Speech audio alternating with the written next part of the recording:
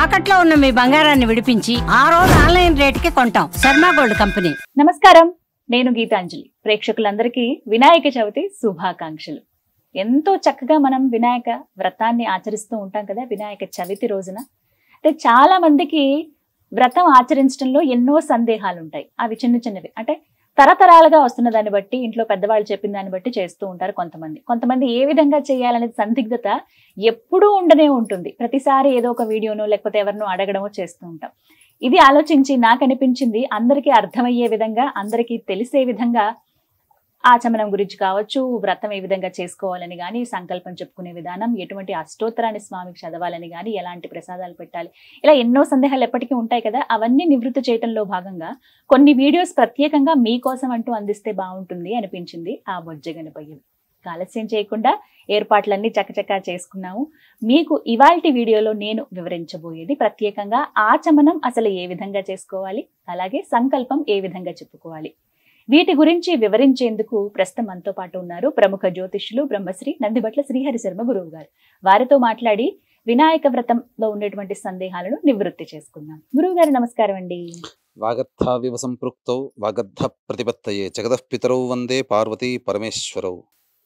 సదాశివ సమారంభాం శంకరాచార్య మధ్యమాం అస్మదాచార్య పర్యంతం వందే గురు పరంపరాం. ఆదిత్యాయ చ సోమాయ మంగళాయ బుధాయ చ గురు శుక్ర శనిభ్యశ్చ రాహవే కేతవే నమః. శృంగేరి జగద్గురు పీఠాధిపతులకి, కంచి పీఠాధిపతులకి నమస్కారములు తెలియజేసుకుంటూ కార్యక్రమాన్ని ప్రారంభిద్దాం. గురువు గారు, ముందుగా మీకు కూడా వినాయక చవితి శుభాకాంక్షలు. మీకు వీక్షిస్తున్నటువంటి ప్రేక్షకులందరికీ కూడా క్రోధినామ సంవత్సర వినాయక చవితి శుభాకాంక్షలు.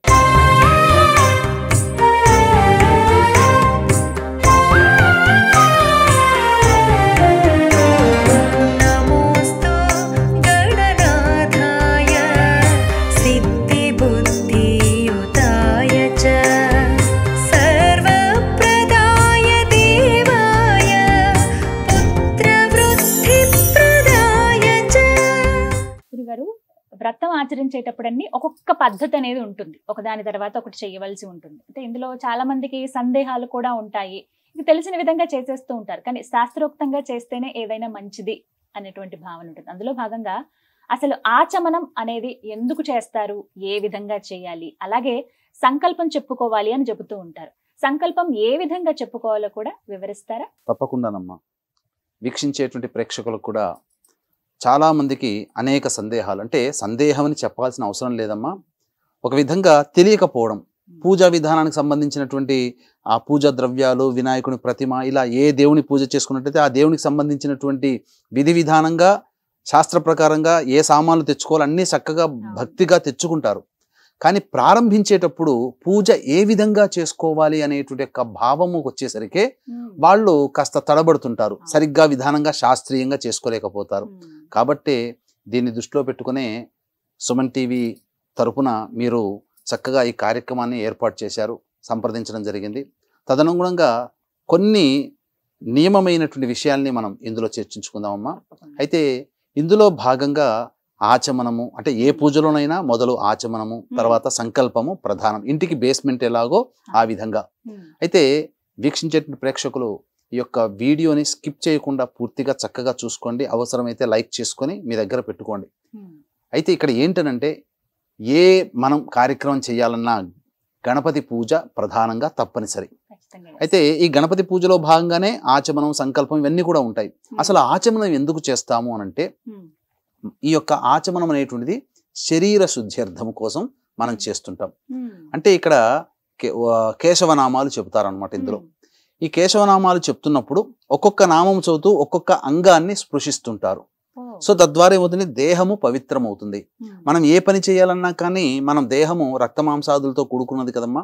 ఆ దేవతా మంత్రములతో గనక ఒక్కొక్క నామాన్ని చదువుతూ మన దేహాన్ని స్పృశించుకున్నట్లయితే, లేదా అది చేయకపోయినా కనీసం ఈ నామాలని చదివినట్లయితే మన చుట్టుపక్కల ఉన్నటువంటి నెగిటివ్ ఎనర్జీ అంతా కూడా ఆ నామ పారాయణం వల్ల నెగటివ్ ఎనర్జీ పోయి మనము ఆ దేవుడి ముందు మనస్సు లగ్నం కావడానికి మనకి ఈ యొక్క ఆచమనం తోడ్పడుతుంది.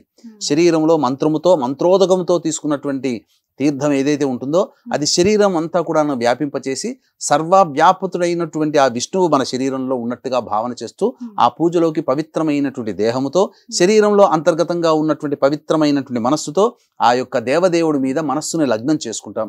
కాబట్టి వీక్షించేటువంటి ప్రేక్షకులు కూడా వినాయక వ్రతకల్పమని మనకు దొరుకుతుంది, ఎక్కడైనా కానీ దొరుకుతుంది. అది దగ్గర పెట్టుకొని పూజ చేసుకునేటప్పుడు ఆ వినాయక వ్రతకల్పంలో పూజలో భాగంగా ఆ పూజా సామాగ్రి అంతా దగ్గర పెట్టుకున్న తర్వాత మొట్టమొదలు మీరు చేయవలసినటువంటిది ఆ పూజా మందిరంలో దీపారాధన, ఆవు నేతితో కూడినటువంటి దీపారాధన చెయ్యాలి. తర్వాత ఏం చేయాలంటే గంట మోగించాలి. గంట మోగించడంలో ఏంటంటే ఈ యొక్క ప్రదేశాన్ని అంటిపెట్టుకొని మనకు కంటికి కనబడకుండా ఉన్నటువంటి పిశాచ గ్రహములు కొన్ని ఉంటాయి. ఎప్పుడైతే ఘంటానాదము చేస్తామో ఆ ఘంటానాద శబ్దానికి ఆ పిశాచములన్నీ కూడాను దూరంగా వెళ్ళిపోతాయని చెప్పి మనకు శాస్త్ర ప్రమాణం.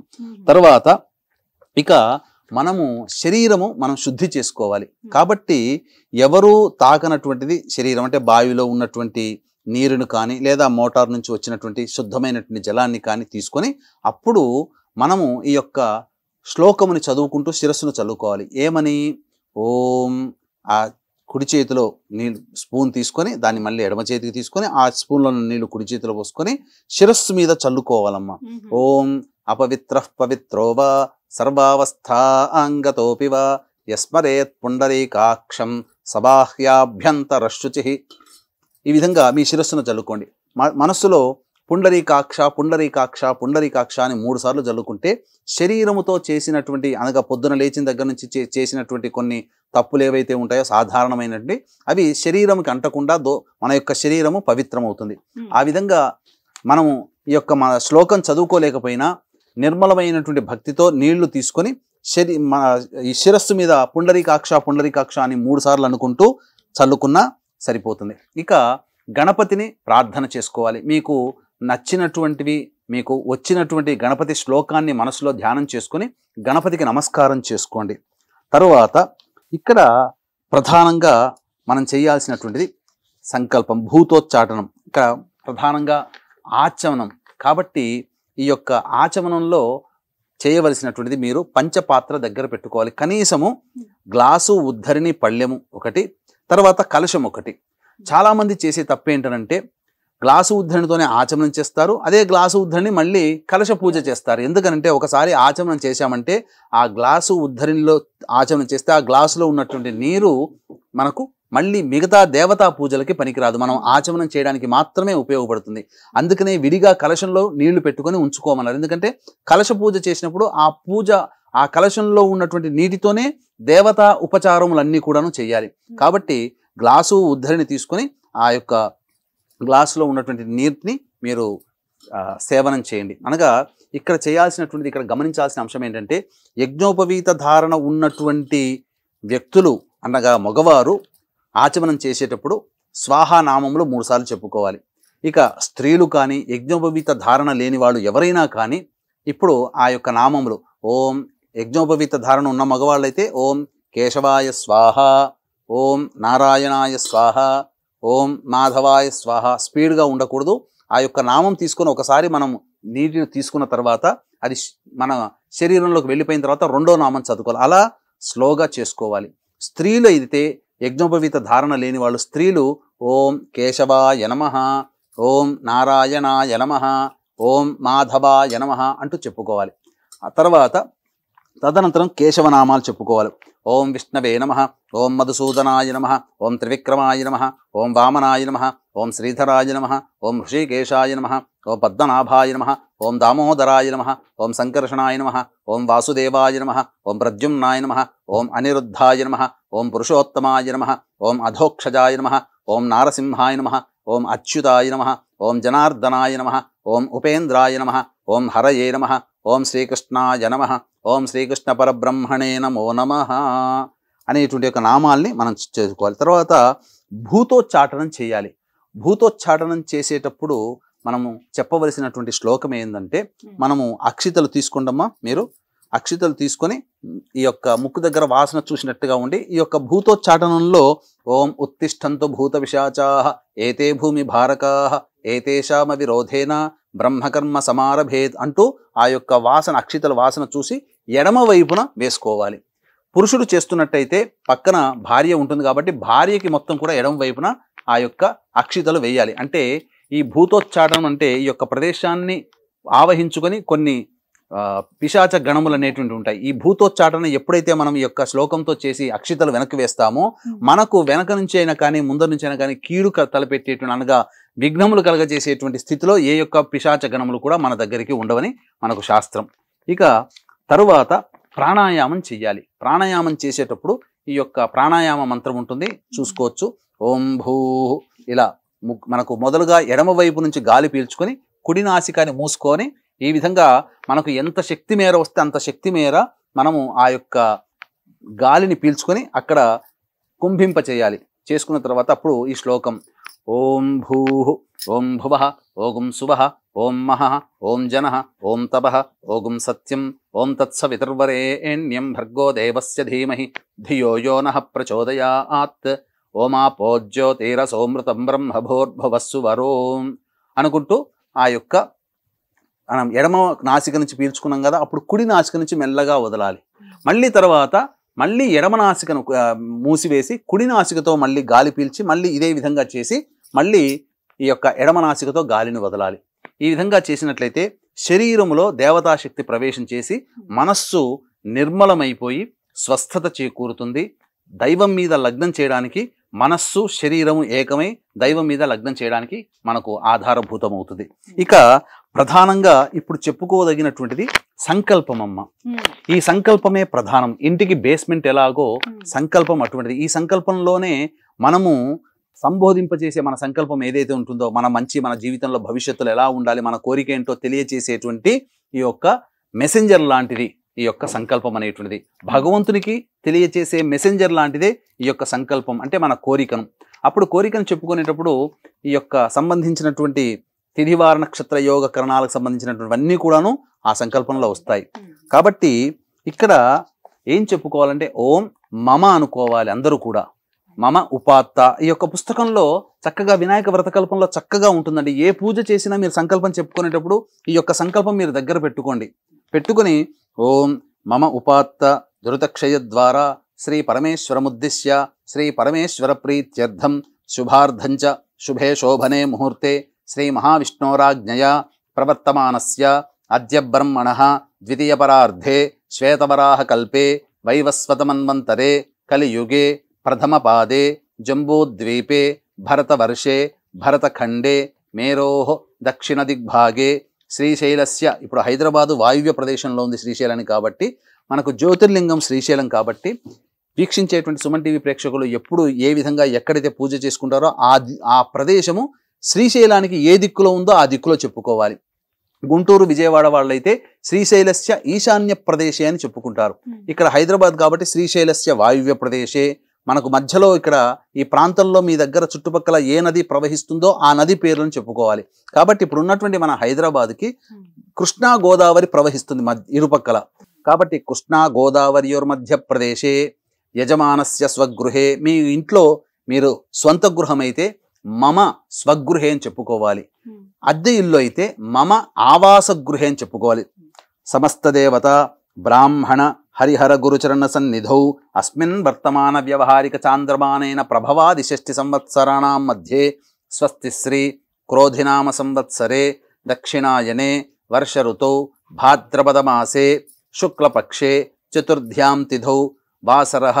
ఈ రోజున మందవాసరము కాబట్టి అనగా శనివారం కాబట్టి స్థిరవాసరే లేదా మందవాసరే. స్థిరవాసరే శుభయోగే శుభకరణ ఏవంగుణ విశేషణ విశిష్టాయాం శుభతిథౌ మమ అని చెప్పుకొని తర్వాత ఈ మమ తర్వాత మీ గోత్రం చెప్పుకోవాలి. మీ గోత్రం చెప్పుకొని తర్వాత భర్త అయితే తన పేరు చెప్పుకొని తన భార్య పేరు కూడా చెప్పుకోవాలి. తదనంతరం పిల్లల పేర్లు చెప్పుకోవాలి. ఆడవాళ్ళు గనక చేసేటట్టయితే ఆడవాళ్ళు మమ అని చెప్పుకొని వాళ్ళ పేరు చెప్పుకొని మమ భర్తృహు మన అంటే పతి అని చెప్పి పతి పేరు చెప్పుకొని తదనంతరం పిల్లల పేరు చెప్పుకోవాలి. చెప్పుకున్న తర్వాత అప్పుడు అస్మాకం సహకుటుంబానాం క్షేమ స్థైర్య ధైర్య విజయ అభయ ఆయు ఆరోగ్య ఐశ్వర్య అభివృద్ధ్యర్థం మమ కాయిక వాచిక మానసిక సాంసర్గిక చతుర్విధ పాతక దురితక్షయ ద్వారా ధర్మ అర్థ కామ్య మోక్ష చతుర్విధ ఫల పురుషార్థ సిద్ధ్యర్థం ఇష్టకామ్యార్థ సిద్ధ్యర్థం మనోవాంఛా ఫల సిద్ధ్యర్థం సమస్త దురితోపశాంత్యర్థం సమస్త మంగళ అవాప్త్యర్థం వర్షే వర్షే ప్రయుక్త వరసిద్ధి వినాయక చతుర్థి ముద్దిశ్య శ్రీ వరసిద్ధి వినాయక దేవతా ప్రీత్యర్థం కల్పోక్త ప్రకారేణ యావచ్చక్తి ధ్యాన ఆవాహనాది షోడశోపచార పూజాంకరిష్యే అని చెప్పి సంకల్పం చెప్పుకోవాలి. షోడశోపచార విధానంగా పూజ చేసుకోవాలి. వీక్షించేటువంటి ప్రేక్షకుల్లో ముందుగా ఏ విధంగా చేసుకోవాలనేటువంటి యొక్క సందేహం కూడా ఉంటుందమ్మా. ముందుగా గణపతి పూజలో భాగంగా ఈ యొక్క వినాయక చవితి రోజున ఖచ్చితముగా గణపతిని అనగా పసుపు గణపతిని చేసుకొని ఆ పసుపు గణపతికి పూజ చేసిన తర్వాత షోడశోపచార విధానంగా లఘుపూర్వకముగా పూజ చేసిన తర్వాత నైవేద్యం అవన్నీ పెట్టిన తర్వాత అప్పుడు గణపతికి ఉత్తిష్ట చెప్పి అప్పుడు మనం ప్రధానంగా విగ్రహం పెట్టుకుంటాం కదా ఇంట్లో కానీ మంటపాల్లో కానీ, అప్పుడు మళ్ళీ సంకల్పం చెప్పుకొని ఆ యొక్క వినాయకుడికి ఇంట్లో ఉన్నటువంటి వినాయకుడికైనా లేదా ఆ యొక్క మంటపాల్లో ఉన్నటువంటి వినాయకుడికైనా మళ్ళీ షోడశోపచార విధానంగా పూజ చేసుకోవాలి. ఇది పూజా విధానం. ఖచ్చితంగా మొదలు హరిద్రా గణపతిని పసుపుతో చేసినటువంటి గణపతిని విధిగా పూజ చేసి తదనంతరం మనం తెచ్చుకున్నటువంటి వినాయకుడికి ప్రతిమకి అనగా మట్టి ప్రతిమకి లేదా మంటపాల్లో ఉన్నటువంటి ప్రతిమకి మళ్ళీ వినాయక పూజ షోడశోపచార విధానంగా సశాస్త్రీయంగా చేసుకోవాలి.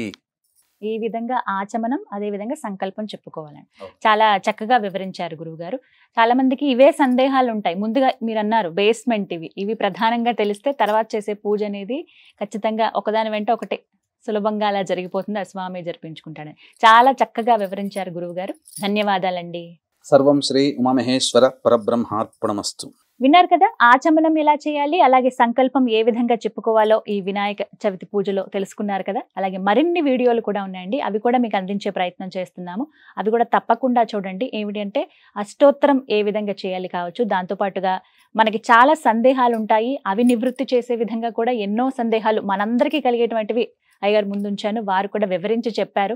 అవి కూడా ఒక వీడియోలో మీకు అందించబోతున్నాము. ప్రత్యేకించి అన్ని వీడియోలు తెలుసుకుంటే గనక మీరు చాలా సులువుగా శాస్త్రోక్తంగా ఆ వినాయకుడిని ప్రసన్నం చేసుకునే విధంగా మీరు పూజలు ఆచరించవచ్చు. తప్పకుండా అన్ని వీడియోలు వీక్షిస్తారని కోరుకుంటూ జై గణేష. నమస్కారం. అందరికీ వినాయక చవితి శుభాకాంక్షలండి. ప్రత్యేకంగా వినాయక వ్రతాన్ని ఆచరిస్తున్న వాళ్ళందరూ కూడా ఎంతో శ్రద్ధగా ఆ స్వామిని ప్రసన్నం చేసుకునేందుకు చాలా చక్కగా పూజను ఆచరిస్తారని తెలుసు. చాలా మందికి ఎన్నో సందేహాలు ఉంటాయి. ప్రత్యేకించి వ్రతం చేసేటప్పుడు అష్టోత్తరం విషయంలోనే చాలా మంది, అంటే మనకి పుస్తకం ఏదైతే ఉందో వ్రత కథ, అందులో ఉన్నటువంటి అష్టోత్తరంతో మనం పూజ చేస్తూ ఉంటాం. కానీ ప్రత్యేకంగా కొన్ని నామాలతో ఉన్నటువంటి ఆ అష్టోత్తరం గనక స్వామి ముందు చదివి మనం పూజ చేస్తే ఖచ్చితంగా ఆ బొజ్జ గణపయ్య మనకి ఎన్నో వరాలను అందిస్తాడు, మనకి శుభాన్ని చేకూరుస్తాడు అని చెప్తారు. మరి ఆ అష్టోత్తరం ఏమిటి, ఎలా చదవాలి, మనకి ఎలా తెలుస్తుంది, ఎక్కడ దొరుకుతుంది, ఆ పుస్తకం మనం ఎలా కొనుక్కోవాలి, ఇలా చాలా సందేహాలు ఉన్నాయి కదా. నేను ఒక్కదాన్నే వినటం కాదు, నేను అష్టోత్తరంతో పూజ చేయటమే కాదు, మీ అందరూ కూడా ఆచరించి ఆ స్వామి అనుగ్రహం పొందాలని ఇలా వీడియో చేయటం జరుగుతుందండి. మనకు వివరించడానికి ప్రస్తుతం మనతో పాటు ప్రముఖ జ్యోతిష్యులు బ్రహ్మశ్రీ నందిబట్ల శ్రీహరి శర్మ గురువు గారు ఉన్నారు. వారితో మాట్లాడి అష్టోత్తర వివరాలు తెలుసుకుందాం. గురుగారు నమస్కారం అండి. వాగర్థావివ సంపృక్తౌ వాగర్థ ప్రతిపత్తయే జగతః పితరౌ వందే పార్వతీ పరమేశ్వరౌ.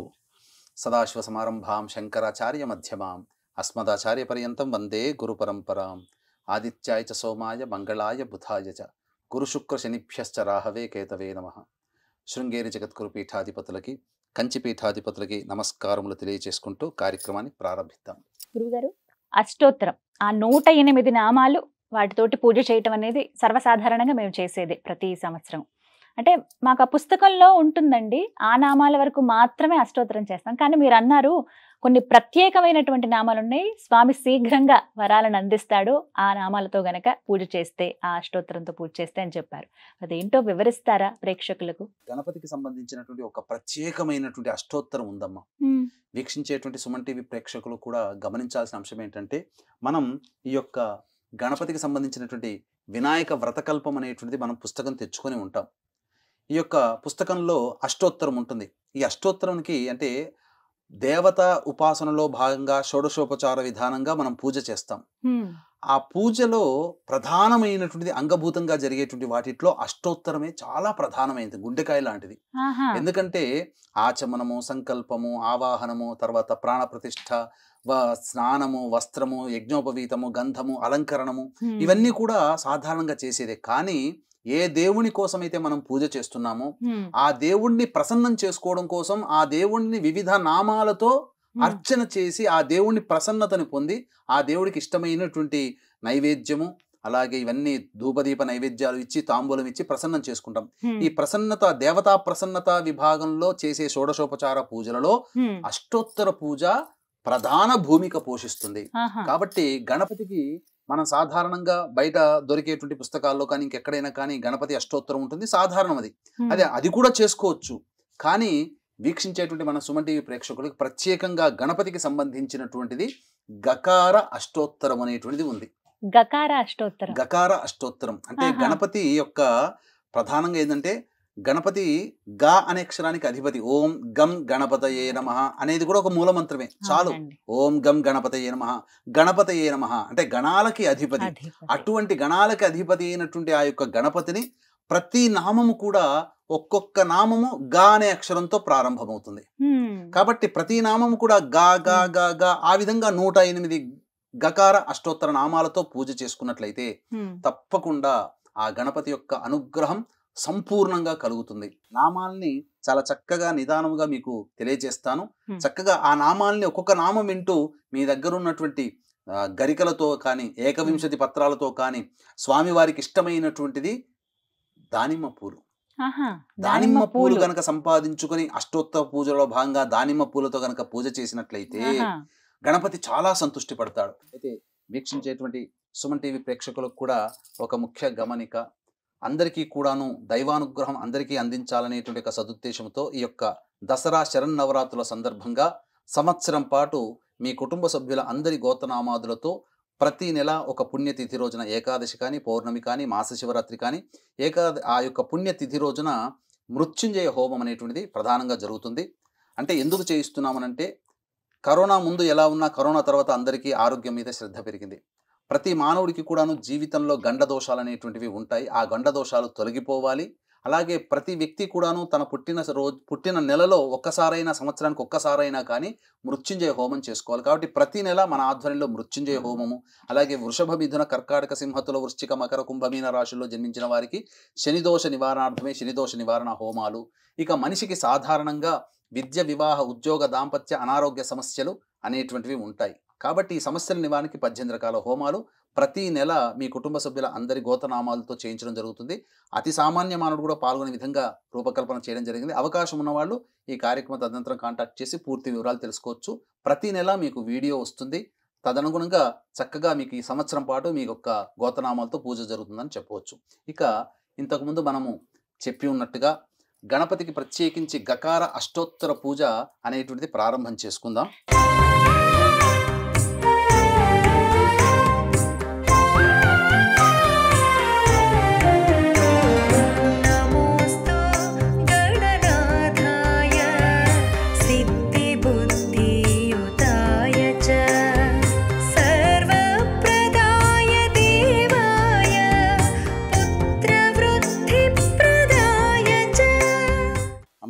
మీరు కూడా ఈ యొక్క గణపతి పూజలో భాగంగా అష్టోత్తర పూజ చేస్తున్నాం కాబట్టి తగినటువంటి పుష్పాలతో మరియు గరికతో మీరు ఆ స్వామికి అష్టోత్తర పూజ చేయండి. ఈ నామాన్ని చదువుతూ ఉంటాను.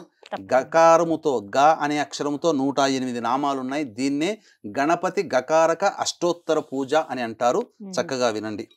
ఓం గకార రూపాయ నమః, ఓం గంబీజాయ నమః, ఓం గణేశాయ నమః, ఓం గణవందితాయ నమః, ఓం గణాయ నమః, ఓం గణ్యాయ నమః, ఓం గణనాతీత సద్గుణాయ నమః, ఓం గగనాదికసృజే నమః, ఓం గంగాసుతాయ నమః, ఓం గంగాసుతార్చితాయ నమః, ఓం గంగాధర ప్రీతికరాయ నమః, ఓం గవీషేఢ్యాయ నమః, ఓం గదాపహాయ నమః, ఓం గదాధరసుతాయ నమః, ఓం గద్యపద్యాత్మక కవిత్వదాయ నమః, ఓం గజస్యాయ నమః ఓం గజలక్ష్మీపతే నమః ఓం గజవాజిరథప్రదాయ నమః ఓం గంజానిరతశిక్షాకృతయే నమః ఓం గణితజ్ఞాయ నమః ఓం గండదానాంచితాయ నమః ఓం గంత్రే నమః ఓం గండోపలసమాకృతయే నమః ఓం గగనవ్యాపకాయ నమః ఓం గమ్యాయ నమః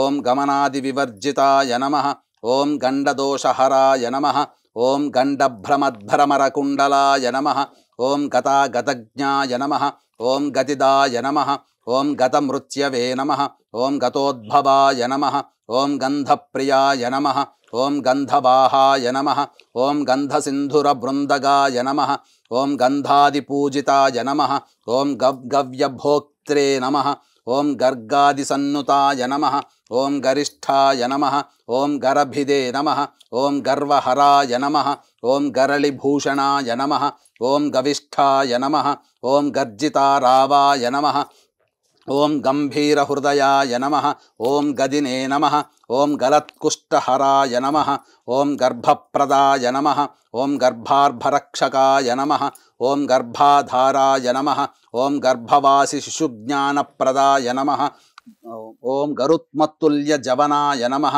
ఓం గరుడధ్వజవందితాయ నమః ఓం గయేడితాయ నమః ఓం గయాశ్రాద్ధఫలదాయ నమః ఓం గయాకృతయే నమః ఓం గదాధరావతారిణే నమః ఓం గంధర్వనగరార్జితాయ నమః ఓం గంధర్వగానసంతుష్టాయ నమః ఓం గరుడాగ్రజవందితాయ నమః ఓం గణరాత్రసమారాధ్యాయ నమః ఓం గర్హణాస్తుతిసామ్యధియే నమః ఓం గర్తాభనాభయే నమః ఓం గవ్యూతి దీర్ఘతుండాయ నమః ఓం గభస్తిమతే నమః ఓం గర్హితాచారదూరాయ నమః ఓం గరుడోపలభూషితాయ నమః ఓం గజారి విక్రమాయ నమః ఓం గంధమూషవాజినే నమః గతశ్రమాయ నమః ఓం గవేషణీయాయ నమః ఓం గహనాయ నమః ఓం గహనస్థమునిస్తుతాయ నమః ఓం గవయచ్ఛిదే నమః ఓం గండకభిదే నమః ఓం గహ్వరాపథవారణాయ నమః ఓం గజదంతాయుధాయ నమః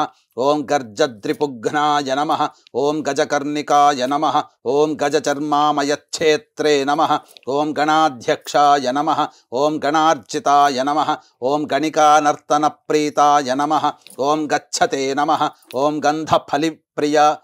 గంధఫలీప్రియాయ నమః ఓం గంధకాదిరసాధీశాయ నమః ఓం గణకానందదాయకాయ నమః ఓం గరభాదిజనుర్హర్త్రే నమః ఓం గండకీ గాహనోత్సుకాయ నమః ఓం గండూషీకృతవారాశయే నమః ఓం గరిమా లఘిమాదిదాయ నమః ఓం గవాక్షవత్సౌధవాసినే నమః ఓం గర్భితాయ నమః ఓం గర్భిణీనుతాయ నమః ఓం గంధమాదనశైలాభాయ నమః ఓం గంఢబేరుండవిక్రమాయ నమః ఓం గదితాయ నమః ఓం గద్గదారావసంస్తుతాయ నమః ఓం గహ్వరీపతయే నమః ఓం గజేశాయ నమః ఓం గరీయసే నమః ఓం గద్యేడ్యాయ నమః ఓం గతభిదే నమః ఓం గదితాగమాయ నమః ఓం గర్హణీయ గుణాభావాయ నమః ఓం గంగాదికశుచిప్రదాయ నమః ఓం గణనాతీత విద్యాశ్రీ బలాయుష్యాదిదాయకాయ నమః ఇది శ్రీ గణపతి గకార అష్టోత్తర పూజాం సంపూర్ణం.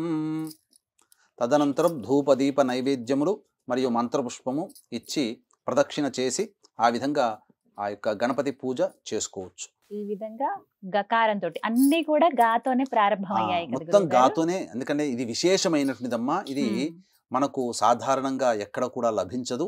ఇది గణపతికి సంబంధించినటువంటి విశేష పూజాది కార్యక్రమాలలో భాగంగా ఒక చోట మనకు దొరికినటువంటిదమ్మా. ఇది కేవలం నా దగ్గర ఈ జ్ఞానాన్ని ఉంచుకున్నా సరిపోదని చెప్పి సమస్త మానవాళికి కూడా ఈ యొక్క గకార అష్టోత్తర పూజా విధానాన్ని అందించాలి. ఎందుకంటే ఈ వీడియో ఎప్పుడు పెట్టుకున్నా, మీరు గణపతి పూజ ఎప్పుడు చేసుకున్నా ఈ గణపతి గకారముతో గనక పూజ చేసుకున్నట్లయితే తప్పకుండా గణపతి ప్రీతివంతుడవుతాడు అని చెప్పవచ్చు. ఈ విధంగా గకారంతో అష్టోత్తరం చాలా సంతోషం గురుగారు, చాలా చక్కగా వివరించారు. నేను కూడా అష్టోత్తరం చేయగలిగాను. స్వామికి నమస్కారం అండి. సర్వం శ్రీ ఉమామహేశ్వర పరబ్రహ్మార్పణమస్తు. విన్నారు కదా, మీరు కూడా గకారంతో అష్టోత్తర పూజ చేసుకోండి. శీఘ్రమే స్వామివారు వరాలను సంగుతారని చెప్తున్నారు. ప్రత్యేకించి ఎంతో కష్టపడి శాస్త్రంలో ఉన్నదాన్ని తీసుకుని మనకి వివరించి చెప్పారు గురువు గారు. మీరైతే వీడియోని సేవ్ చేసుకోండి. లైక్ చేస్తే మీకు సేవ్డ్ వీడియోలో ఉంటుంది కాబట్టి ఇంకెవరైనా సరే మీకు తెలిసిన వాళ్ళు ఇలా పూజ చేసుకున్నారంటే ఈ వీడియోని వాళ్ళకి కూడా ఫార్వర్డ్ చేయండి. ఎందుకంటే శాస్త్రోక్తంగా ఎప్పుడు చెయ్యని విధంగా ప్రత్యేకంగా స్వామి అనుగ్రహం పొందాలి అని అంటే కనుక ఇలా గకారంతో అష్టోత్తరం చేస్తే శుభం కలుగుతుందని చెబుతూ ఉన్నారు. ఇవన్నీ కూడా శాస్త్రంలో ఉన్నవేనండి, ప్రత్యేకించి ఎవరో తీసుకొచ్చి చెప్పినవి కాదు. గురువుగారికి ధన్యవాదాలు చెబుతూ మీరు ఖచ్చితంగా ఈ వీడియోని లైక్ చేసి సేవ్ చేసుకుని మీరు ఈ విధంగా ఇంట్లో వినాయక వ్రతాన్ని చేసుకునేటప్పుడు అష్టోత్తరం గకారంతో ఆ పూజ చేయండి. స్వామివారి అనుగ్రహాన్ని పొందండి. జై గణేశ. నమస్కారం.